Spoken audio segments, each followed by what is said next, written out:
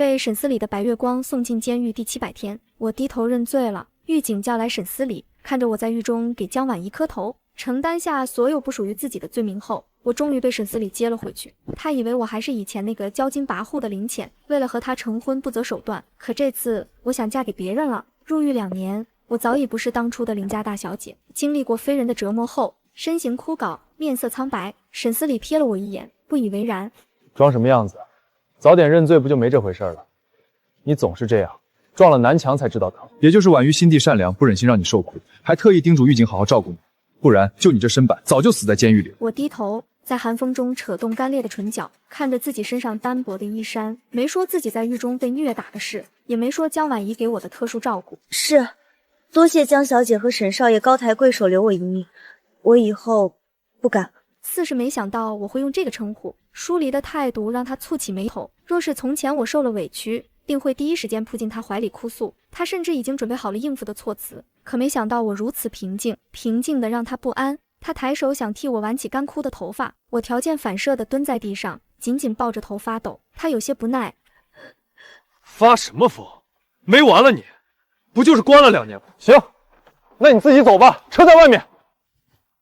我眼泪早就流干了，眼眶却也疼得厉害。在狱中的700天里，足够我想清楚很多。是我当初执意要隐瞒身份，待在他身边，明知道他喜欢的是江婉仪，还恬不知耻地向他求婚。江婉仪回国失踪被绑后，他急疯了。我从没见过他那样失控，也就是那一刻，我才醒悟自己的存在只是多余。可也已经晚了，绑匪被警方找到，指认我是幕后真凶，拿出了跟我的交易记录。我百口莫辩，沈思礼不听我的解释，在病床前要我给江婉仪磕头认罪。可骄傲如我，从没做过的事，我怎么可能认下？我知道自己被人陷害，苦苦哀求让他查出真相，可他只看了昏迷的江婉仪一眼，就将我送进了牢房。起初我以为他只是想给我个教训，于是也倔强的不肯低头。第1个月，我满怀希望等他来接我回家。第2个月，我被欺负受伤，也联系不到他。第3个月，我进了手术室，医生下了病危通知书，可他还是没有一句消息。来看望我的只有狱警。我侥幸活了下来。整整700天的折磨，我终于明白，从前一切都是自己不切实际的奢望。既然他想让我认罪，我认就是，只求以后山高水远，再不相见。走到车前，江婉仪坐在车里，身上披着上万的香味，我冻得浑身发抖。沈思礼让司机打开了后座的车门，我摇了摇头，不用了，谢谢沈少爷费心，我打车回去就好。你的车还是留着送江小姐吧，我坐会弄脏。2年了还不够你学乖吗？阴阳怪气给谁看？喜欢打车就自己回去吧，爱坐不坐。江婉仪装模作样的挽上他的胳膊替我求情。别这么说，浅浅当初也不是故意的，她还是个小姑娘，我不怪她，你也不许再提这件事了。婉仪，当初要不是我及时赶到，你就没命了。到现在你还替她说话。我没再听两人撒娇的情话，转身走到远处的公交站台等车。寒风刮过，冰冷刺骨，迈巴赫飞驰远去，溅起地上的风雪，如同这3年的感情一样支离破碎。等我买完手机赶到沈家别墅，还没进门就被保姆泼了一桶脏水。保姆惊讶地捂着嘴：哎呦，哪来的要饭的？去，这里没有人给钱，去大街上要。旁边佣人也传来哄笑。我抬眼正想解释，江婉仪从门内出来，故作生气：谁乱说话？这是林小姐，今天刚回来，还不请进门？等我亲自动手吗？保姆显然是狗仗人势，轻蔑地瞥了我一眼，却没打算道歉。什么林小姐，我看还不如要饭的，上赶着追男人把自己追进监狱里。我长这么大还没见过这么不要脸的人。别乱说话，林小姐不是那样的人，从前的事情都是误会。我不想再听他阴阳怪气，绕过他进门，却在垃圾桶前看见了自己从前的生活用品，想起母亲的遗物还在里面，我着急过去翻找。江婉仪却站在我身边，委屈开口：对不起啊，浅浅，我知道你今天回来，就让佣人收拾一下家里的垃圾囤地方，谁知道他们把你的东西扔了，我这就让他们去找。你是不是要找什么？我帮你一起吧。我没吭声，他就抢过袋子自己翻着里面的东西，嘴上说帮我找，可手上却摔摔打打。没一会，几个易碎品都成了残渣。我看出他的用意，将袋子抢了过来，甚至还没碰到他，他就直接跌坐在地上。沈思礼过来时，看见的就是这一幕。对不起，我只是想帮你找东西，我不是故意的。沈思礼扶起他，心疼地将人抱进怀里，看向我时满脸怒意。林浅，道歉。我攥紧了袋子，2秒后恭敬起身。对不起，江小姐。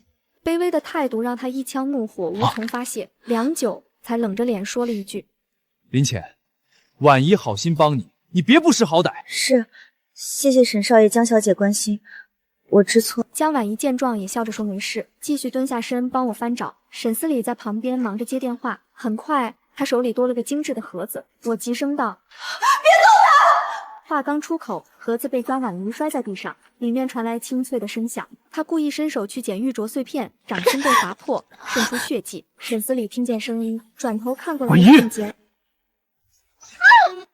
还以为你是真心悔改了，没想到是变本加厉。婉仪好心帮你，你凭什么对她动手？一堆垃圾有那么重要吗？我看你分明就是故意的。江婉仪哭哭啼啼，捂着手心的伤口。浅浅，以前的事情我已经不怪你了，你是为什么刚回来撕掉结婚的事了？可我们是真心相爱的啊！我可以不介意你住在家里，你就这么不能容我吗？我看向远处目睹一切的佣人，我没推他，相反，是他自己摔碎了我的东西，他们都看见了。我们看到就是林小姐主动推人的，江小姐只是好心帮忙找东西。少爷他就是不知悔改，你今天就不该让他回来。是啊，他就是想在你们婚礼上闹事，不然为什么偏偏挑这时候进门？可我早就不喜欢沈思礼了，更不会想跟他有任何关系。但没人听我的解释，我下一句话还没出口，就被沈思礼冰冷的目光噎了回去。入狱2年，你别的不会，倒是学会血口喷人了。林浅，你什么时候变成这样了？你真是让我太失望了。我说最后一遍，给婉瑜道歉。我红了眼，手上的冻疮渗出血珠。我没错，是他打碎了我的东西，那是我母亲的。够了，什么东西我赔给你还不行？你能有什么贵重的东西？10倍赔你够不够？林浅，你现在的嘴脸简直让我恶心。一句话彻底打碎了我心中对他的最后一丝念想。看着他眼底的厌恶，这一刻那些解释忽然都没必要了。我扯动唇角，声音轻得几乎听不清楚。江小姐，对不起，我不该对你动手。我会在2天后离开，不会打扰你们的婚礼。今天的事情都是我的错。沈思礼将人抱起，表情闪过一抹怀疑。你又想演什么把戏？欲擒故纵？林浅，你装的这么可怜给谁看？谁不知道你是孤儿？除了我这儿，你还能去哪儿？诡计多端。扔下最后一句，他抱着人转身离开。想到我身上单薄的衣服，他走到门口，脚步停下，刚想开口，江婉仪就痛呼一声：“思礼，我的手好疼。婚礼还能戴戒指吗？我的婚礼是不是要不完整了？”沈思礼心疼坏了，再顾不上我，急忙让佣人取来药箱替他清理伤口。看着2人离去的背影，我自嘲地笑了笑，拿出手机给爸爸打了个电话。刚接通，听见我的声音，爸爸急得差点哭出声来。这2年你去哪儿了？我都快急疯了，为什么不给爸爸一个消息？你现在在哪儿？我派人去接你。我咬破嘴角，压着心中委屈。我没事，这2年我一直都在外面，去爬山了，信号不好。爸，我想答应联姻了，就是不知道苏家还愿不愿意要我。爸爸愣了2秒，激动开口：“傻孩子，说什么胡话呢？苏家那小子等了你2年，天天在家里转悠，好不容易有你的消息了，他肯定高兴疯了。你等着，爸这就联系老苏给你筹备婚礼。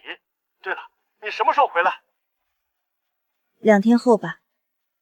还有一件事，我想让你帮我查查。”说了江婉仪被绑架的事后，爸爸立刻察觉到事情有异。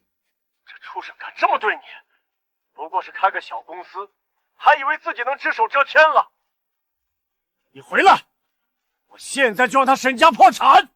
我急忙安抚他的情绪，让他先别动手，事情必须得调查清楚。江婉仪以为自己能瞒天过海，可我偏偏要在她婚礼当天戳穿她的真面目。将妈妈的玉镯碎片收好后，我回到自己原来的房间，可打开门却愣在了原地。所有家具都被搬空，里面堆满了衣物和首饰。江婉仪见状柔声道：“对不起啊，浅浅，我不知道这是你的房间，就改成我的衣帽间了。你不会介意吧？要不你住主卧，我搬出去。”看向沈思礼威胁警告的表情，我退了一步：“不用了，既然是江小姐的衣帽间，我自然不配用，还是留给你。我睡佣人的屋子就行。本来我也就是个外人。”沈思礼冷笑一声：“你倒是有自知之明。怎么，不抢主卧了？原来不是说什么都要搬进来跟我一起住？沈少爷，对不起，原来是我不懂事，以后不会了。我已经认清自己的身份，谢谢你这些日子的收留。我的态度让他隐隐有些不安，察觉到我和从前不一样了，可具体哪里变了，他却说不出来。没等他开口，我已经自觉走进了佣人的屋子。佣人知道江婉怡对沈思礼的重要性，话里话外都在嘲讽我恬不知耻的倒贴，我没理会。第二日，别墅举办宴会，沈思礼的朋友来替他庆贺即将成婚，我帮着佣人一起端茶倒酒。他那些朋友看见我，不约而同变了脸色。这人你怎么还接回来了？要不是他婉怡，怎么会留下后遗症？是啊，这种人就不可能老实，你留在身边迟早是个祸。要我说，你这几年照顾他也够仁至义尽了。他自己恩将仇报，你还不忍心赶走吗？你不忍心，我听你说。沈思礼看着我熟练端酒的动作，到底是没开口。倒酒时，手腕上的伤疤露出一截，沈思礼急忙拉住我的手。这是怎么回事？我放下袖子，退后几步，恭敬道：“没事，不小心摔的。谢谢少爷关心。”说完，我转身端菜，送婚纱的人去了楼上。不一会，江婉怡穿着婚纱跌跌撞撞下来，朝沈思礼委屈道：“我的首饰都不见了，怎么办？思礼，我婚礼上戴什么？我明明就好好在房间里的，除了佣人没人进去过，怎么会这样？”说着，他哭出声来。沈思礼着急的安抚，目光却落在我身上。你别哭，我现在找人去查。今天家里人多，佣人也没人出去，总会找到的。浅浅，我知道你讨厌我，可那是思礼送我的婚礼首饰啊！你拿走它让我婚礼怎么办？你要别的东西我都可以给你，求你把它还给我好不好？我拧眉看向沈思礼，你也觉得是我干的？他冷了脸，我没做过。林浅，拿出来，我可以不计较，不然你从哪儿来就回哪儿。你没关够，我不介意送你一程。我咬紧了牙，不愿低头。他就当场叫来保安搜身，单薄的衣服被撕破，露出里面斑驳的疤痕。我红着眼阻拦他们的动作，可还是挡不住。沈思礼的朋友拿出手机趁机拍摄，有人嘲笑，有人看戏，却没有一个人替我说话。等我浑身被保安搜遍，沈思礼看着我身上的伤口，眼神沉得能滴出墨来。林浅，我再说一次，拿出来！我红着眼，泪水在眼眶中打转。我说了，我没偷过。僵持间，佣人已经冲进房子，2分钟后，手里端着盒子出来。少爷，我看过了，里面是江小姐的珠宝，从林小姐床下找到的。江婉怡打开看了一眼，哭着跑了出去。沈思礼顾不上问责我，着急追人也离开了家。宴会不欢而散，所有宾客临走前还不忘对我指指点点。深夜，沈思礼没回来，我等来了父亲发的文件，离开了这个地方。2天后，沈思礼的婚礼现场。想起从前总跟在自己身后的小姑娘，他心中隐隐有些不安，眼神看向门外，忍不住开口道：“林浅呢？还是没找到吗？”我的婚礼，他不会不来，肯定是出事了。他朋友看了一眼手机，面露疑惑：“林浅，他今天不是结婚吗？你等他干什么？”沈思礼抢过他的手机，看清屏幕上的消息，面色瞬间惨白。没等他反应，婚礼现场的大屏幕上却出现了一段视频，绑匪在狱中自首的声音传遍了整个大厅。听到他承认自己绑架江婉怡，但确实是受人指使。正想说出幕后人的名字，江婉怡急红了眼，冲上去想关掉视频。这是哪来的？快删掉！别让这种东西影响我的婚礼，不然你们几条命都不够赔的！工作人员已经被爸爸买通，面对他的指责，没有动作。江婉怡失声怒吼。你们干什么？钱不想要了！今天是沈家的婚礼，在场的都是商界名流，损失了沈家的颜面，你们赔得起吗？还等什么？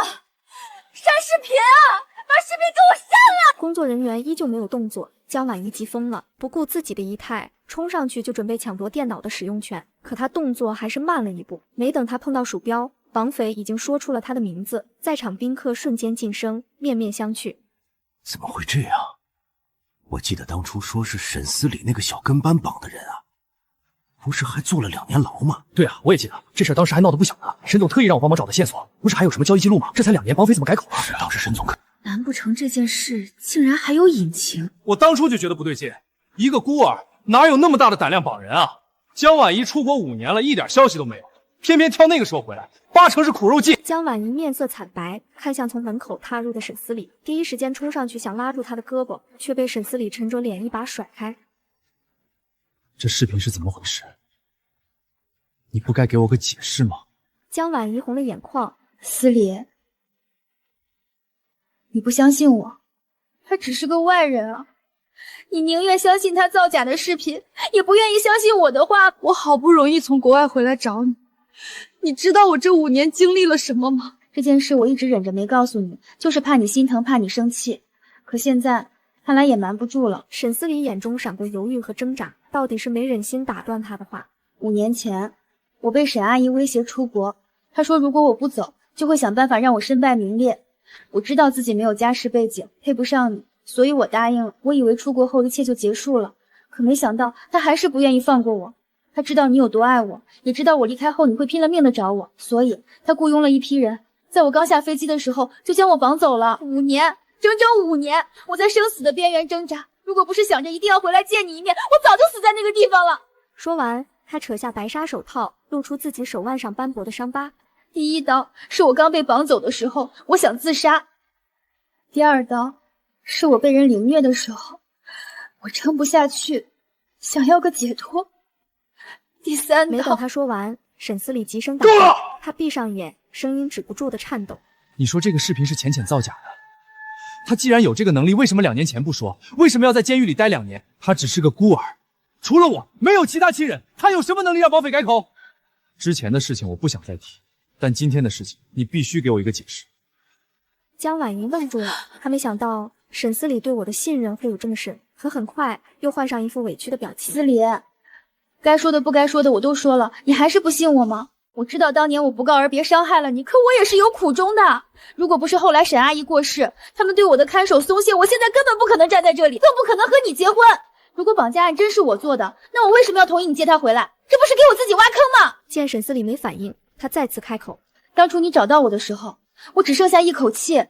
如果是我自己雇人，我何必这样狠心？沈思礼绝望地闭上眼，衣袖下攥紧了拳头，手背上爆出根根青筋。以他对江婉仪的感情，现在听到他的解释，应该二话不说立刻相信，然后顺利举办婚礼，完成他的夙愿。可不知道为什么，看着眼前和梦中一模一样的脸，他心中竟然没有一丝对未来的期待，仿佛今天的婚礼只是为了完成一项计划，反而是从前跟在他身后那个天真烂漫的小姑娘更能牵动他的情绪。这一刻，他想起了5年前江婉仪的离开，当时的他刚刚接手沈氏集团，所有股东都蠢蠢欲动，不听从他的命令，家里的亲戚也虎视眈眈，都等着他支撑不住，出手收购公司股份。内忧外患下，他精神几近崩溃，唯一能让他获得安慰的就是自己相爱的女友。可就连江婉仪也在那个时候离开了他，没留下一句话，更查不到一点消息。他像是人间蒸发一般，从他的世界中销声匿迹，现实没给他消沉的时间。为了守住公司，他只能重振旗鼓，连续2年住在公司里，终于做出了一点实际。林浅就是在那个时候出现。休息会儿，喝杯水吧。谢谢，放桌上吧。他忙着工作的时候，林浅就趴在沙发上等待，小小的身影蜷缩成一团，每次被他吵醒，还要嘴硬说自己不困。他应酬的时候，林浅就装成服务员，偷偷把他杯子里的酒换成矿泉水。他喝到胃穿孔，林浅就睡在病床边，一晚一晚的陪伴。而这些都是江婉仪从没做过的事。不知不觉间，那个小姑娘已经替代江婉仪占据了他的心，可他竟然到现在才察觉。他总以为以后还有时间，总以为自己是林浅唯一的依靠，不管谁背叛自己，他都不可能离开。甚至他还想过，等婚后就拿她当妹妹一样，养在家里，再也不让她吃苦受累。可今天他结婚了，新郎不是自己，这个念头像毒刺一样，扎得他喘不过气来。睁开眼看见江婉仪，他头一次有了想逃离的冲动。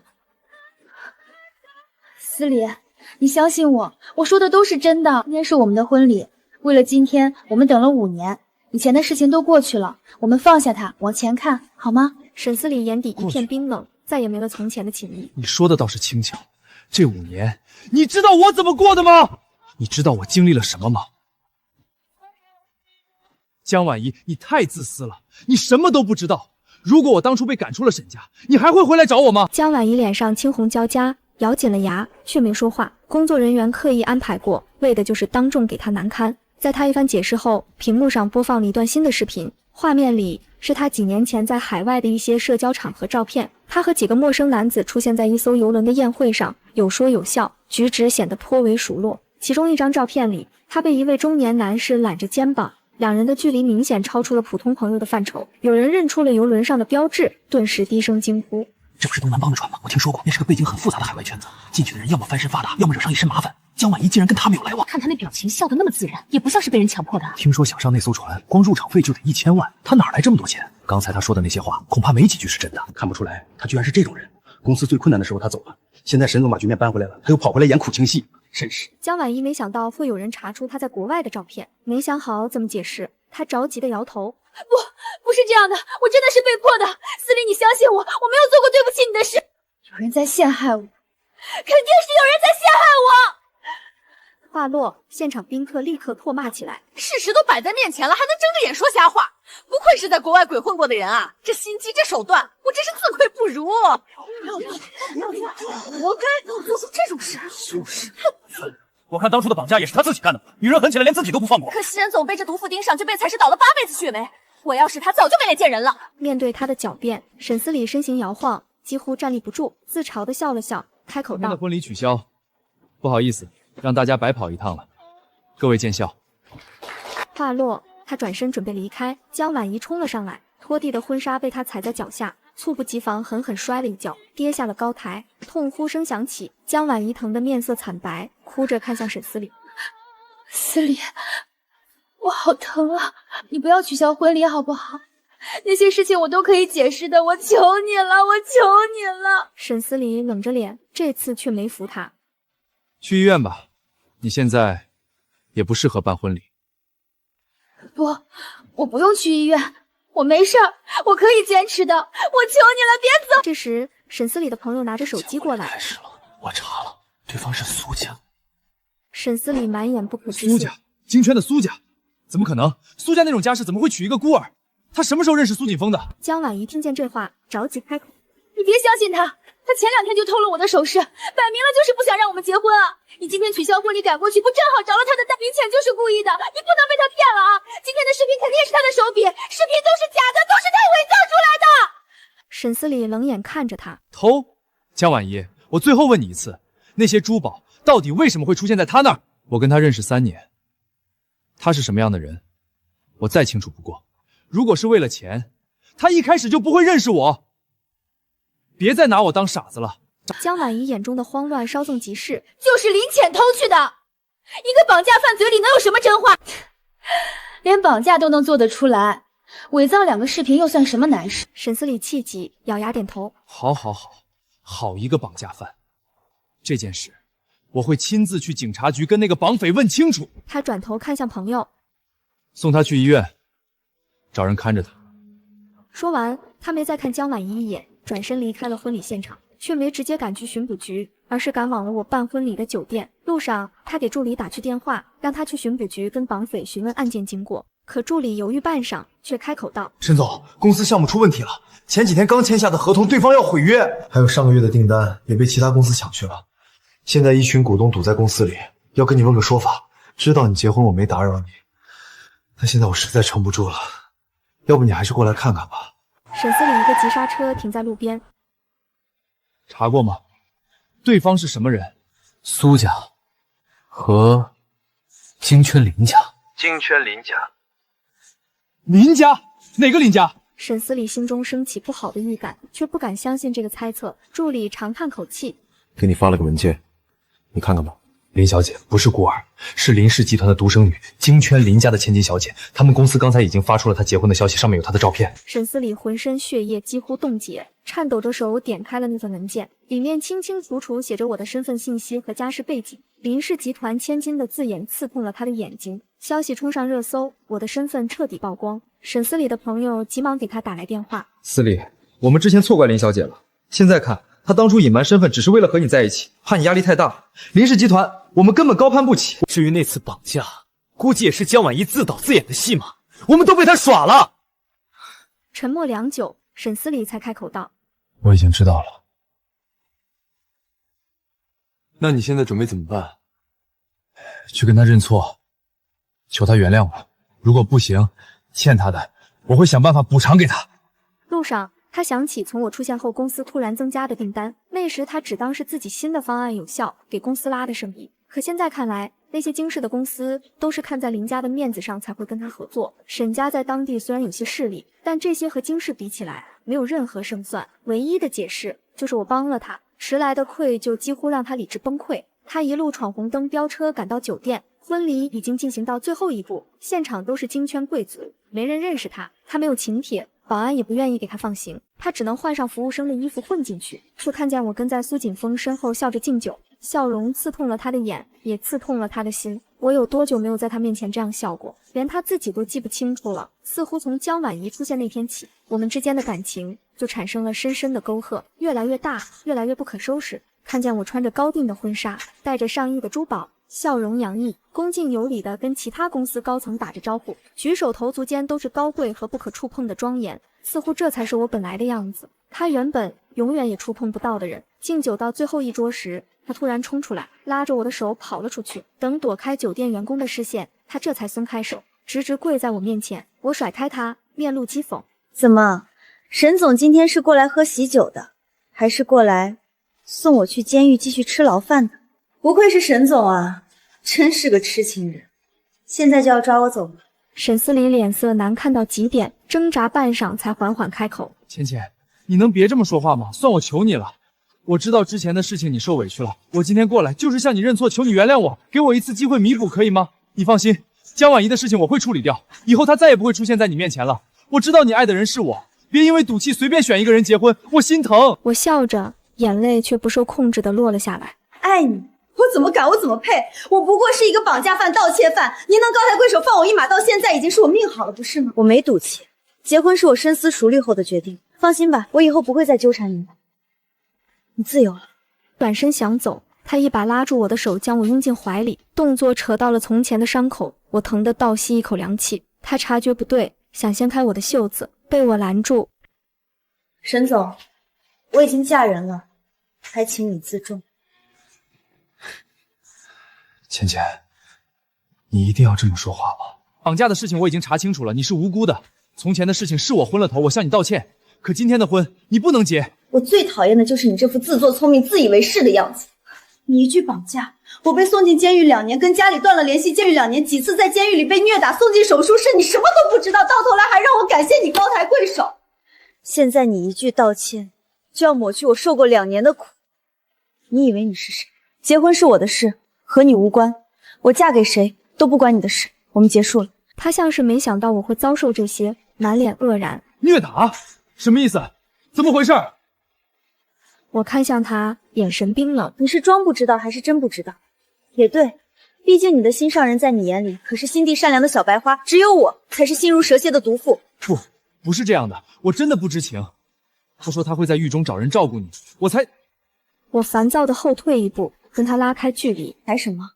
才放心的2年都没来看过我一眼，任由我躺在重症监护室里生死未卜，出来后继续被人虐打。700天，整整700天，无数个日日夜夜，我做梦都在等你接我回去。可你从没想起过我，现在我不爱你了，你听懂了吗？你让我恶心，走吧，别让我再看见你，看见你只会让我想起自己肮脏不堪的过去。沈思礼还想伸手拉我，却看见了我手腕上妈妈留下的玉镯，摔碎的裂痕格外刺眼，哪怕修复过，也依旧遮不住痕迹，一如我们破碎的感情，不可复原。他手无力地垂下，良久，只传来一句轻飘飘的对不起，被风吹散，几乎听不清晰。我没再看他一眼，转身进了婚宴大厅。婚礼结束2天后，沈家公司被多个合作商解约，宣告破产。同一时间，沈思礼拿着那段视频去了警察局，江婉仪被警方逮捕，再没了消息。网上却曝光了他在国外的新闻，还有他流产3次的手术单。沈思礼也随之销声匿迹。我关掉手机上的新闻，看向旁边处理工作的苏锦峰。谢谢你。跟我客气什么？你可是我老婆。他唇角勾起若有似无的笑意，自得的表情像极了打完胜仗的将军。或许爸爸说的没错，结婚只能选择爱自己的人。这次我一定会幸福。婚礼结束后，苏锦峰没有带我去什么豪华酒店度蜜月，而是直接把车开回了他在京郊的一处私宅，不是什么富丽堂皇的别墅，只是一栋带院子的老房子，青砖灰瓦，院子角落里种了一棵枇杷树。小时候你说过想要一个带院子的家，院子里要有一棵枇杷树，夏天坐在下面乘凉。我愣住了，那是我8岁时说的话。母亲刚去世，我被接到邻家，人生地不熟，夜里总哭。父亲问我想要什么，我说想要一个带院子的家，院子里有枇杷树，因为母亲以前在老家庭院就种了一棵。我都不记得自己说过这话了，你怎么知道的？叔叔告诉我的，他说你小时候受了很多苦，让我如果娶了你，就把你小时候想要的一样一样补给你。他顿了顿，林浅，你以后不用再睡佣人房了，这里每一间屋子都是你的。我突然就哭了，不是嚎啕大哭，是眼泪无声的往下掉。苏锦峰慌了，手忙脚乱的从口袋里掏手帕，掏了半天没带，干脆用袖子替我擦。是不是我说错话了？我摇摇头，攥住他的衣袖。苏锦峰，你干嘛对我这么好？他沉默了2秒，然后轻轻把手放在我头顶。因为你值得。这3个字像一把钥匙，打开了这2年所有被封存的委屈。我在他怀里哭了很久很久，他什么都没说，就那么抱着我，站在枇杷树下。婚后的日子比我想象的平静。苏锦峰每天早出晚归，但无论多忙，晚上一定回来陪我吃饭。他做饭的手艺意外的好，说是专门学的。他以后娶了媳妇不会做饭丢人。我知道他在撒谎，他手指上那些细碎的刀疤骗不了人，一定是花了很多时间练出来的。每次我想进厨房帮忙，他都把我赶出去，说厨房油烟大，让我去院子里晒太阳。后来我发现他不是嫌弃我碍事，是怕我看见他切菜时不小心割到手的伤口。这个人把所有的不好都藏起来，只把好的给我看。可我还是看见了。有一次我半夜做噩梦惊醒，浑身冷汗，嘴里还在喊不要打我。苏锦峰被吵醒，第一反应不是问怎么了，而是把我整个人搂进怀里，一遍一遍地说没事了。我缓过神来，借着床头灯的光，看见他眼眶红红的。你哭什么？他别过脸。没哭。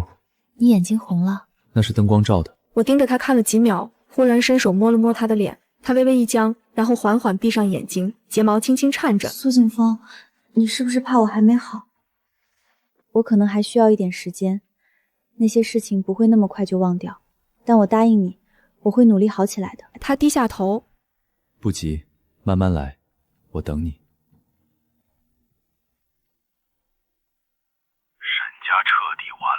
沈氏集团被几家金圈公司联合收购，沈思礼名下所有资产都被冻结。那小子现在住在城郊一个出租屋里，据说连暖气都烧不起，活该。我嗯了一声，没多说什么，倒是苏锦峰在旁边听见了，放下手里的茶杯。想不想去看看？不想。不是赌气，是真的不想。那个人已经和我没有任何关系了，他的好与坏都与我无关。苏锦峰似乎很满意这个答案，嘴角微微上扬，装作什么都没发生。我发现苏锦峰有一个小毛病，他特别在意我对沈思礼的态度。有一次我故意在他面前说沈思礼3个字，他正在切菜的刀顿了一下，然后若无其事的继续切，但切出来的胡萝卜片厚薄不一。我憋着笑，没拆穿他。又过了1周，苏锦峰忽然跟我说想去看看我母亲，我带他去了陵园。母亲的墓碑不大，但很干净，显然经常有人来打扫。我把路上买的白色雏菊放在碑前，蹲下身，伸手摸了摸碑上母亲的照片。妈，我结婚了，他叫苏锦峰，人很好，对我也很好。你放心，我现在过得很好，不会再被人欺负了。阿姨，我叫苏锦峰，今年28岁，身体健康，没有不良嗜好，我会好好照顾林浅一辈子。他说得很认真，像在面试。我从包里拿出妈妈留下的玉镯碎片给他看，苏锦峰接过去端详了一会儿。我认识一个老师傅，专门修复玉器，手艺很好，应该能修好。真的吗？不过修复之后会有一道痕迹，没办法完全复原。没关系，有痕迹也没事。就像我的手腕上也有疤痕一样，有些东西碎了就是碎了，再怎么修复，裂痕都在。但那又怎样呢？裂痕不代表不美，只是代表他曾经经历过什么。苏锦峰把玉镯碎片小心地收好，牵起我的手，十指相扣。他的手很大很暖，把我整只手都包在里面。从陵园出来，他忽然问我：林浅，你恨他吗？我认真想了想，摇头。不恨了。真的。真的，恨一个人太累了，我不想再把力气花在他身上。我抬头看天，今天的阳光很好，我现在只想好好过自己的日子，和你，和爸爸，平平安安的。苏锦峰听完，沉默了很久，然后轻轻笑了一下。好，就一个字，但我听出了他声音里的释然。日子就这么一天天过去，我开始学着做自己从前没机会做的事情，养花、画画、看书、做甜点。苏锦峰给我买了全套的烘焙工具，厨房里堆满了面粉、各种模具。我做的第一炉饼干糊了，黑漆漆的一团，像煤渣。苏锦峰面不改色的吃了一块，说挺好吃的。我怀疑他的味觉出了问题。第二炉饼干稍微好了一点，至少能看出是饼干的样子。苏锦峰吃了2块，说有进步。第3炉，他终于说了实话。其实第1楼也挺好吃的，就是有点炭烤风味。后来我慢慢掌握了火候，做出来的饼干又香又酥。苏锦峰每天上班都要揣1包在兜里。有次他的助理偷偷跟我说，苏总开会的时候都在嚼饼干，一脸幸福的样子。全公司的人都知道他娶了个会做甜点的老婆。我脸红了半天，除了做甜点，我还开始学画画。苏锦峰把院子里最好的房间腾出来给我当画室，朝南，阳光特别好，透过窗户能看到那棵枇杷树。我画的第1幅画就是那棵枇杷树，画的不好，比例失调，颜色也怪怪的，但我很喜欢，挂在了画室最显眼的位置。苏锦峰看了说，这是抽象派。我白了他一眼，这是写实派。他若有所思地点点头。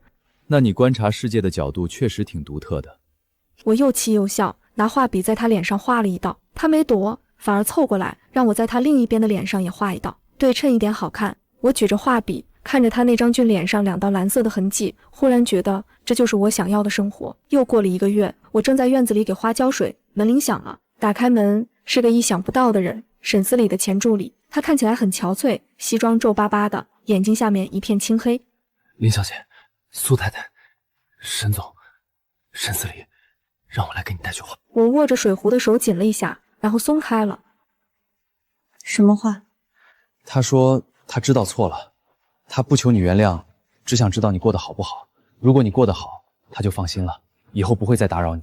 我沉默了一会儿。那你回去告诉他，我过得很好，让他也好好过日子吧，别再想以前的事。助理点点头，转身要走，走了2步又停下来，犹豫着回头。苏太太还有一件事，沈司理他现在很不好，房子卖了还债，租了个地下室，冬天又潮又冷，他腿上旧伤犯了，走路都困难。我劝他去医院，他说没钱，也不想去。我皱了皱眉，助理继续说，他以前那个朋友，就是婚礼那天拿手机拍你那个，现在见了他跟见了鬼似的。江婉仪那边就更别提了，他自己还在牢里呢。你想说什么？助理张了张嘴，最终叹了口气。没什么，就随便说说，打扰了。他转身离开了。我站在门口，手里还握着水壶。苏锦峰不知什么时候走到我身后，伸手接过水壶。在想什么？在想要不要帮他。苏锦峰没有立刻回答，而是给我倒了杯温水，放在我手里。你想帮就帮，不想帮就不帮，都随你。但是我告诉你一件事，他现在的处境不是我造成的，沈家的破产是市场规律，他之前的合作伙伴解约是因为沈氏集团本身就有经营问题，我只是没有出手救他而已。我抬头看他，你本来可以救他。苏锦峰点头。可以，但我没有，不是因为嫉妒，是因为那个人伤害过你，我没那么大度。我被他一本正经的样子逗笑了。你笑什么？笑你可爱。最后我还是没有帮沈司理，不是因为冷血，而是我突然意识到一个问题，如果我去帮他，他会怎么想？苏锦峰站在树下，仰头看那些花，忽然说，等结了果，我给你做枇杷膏。你会做？不会，但我可以学。你不是总咳嗽吗？冬天喝枇杷膏管用。我又开始鼻子发酸，这个人总是这样，把我说过的每一句话都记在心里，然后在不经意间兑现。我踮起脚尖，在他脸上亲了一下，他愣住了，耳朵又红了。苏锦峰，谢谢你等我。他伸手揽住我的腰，低头在我额头上落下一个吻。不客气，林浅，谢谢你愿意嫁给我。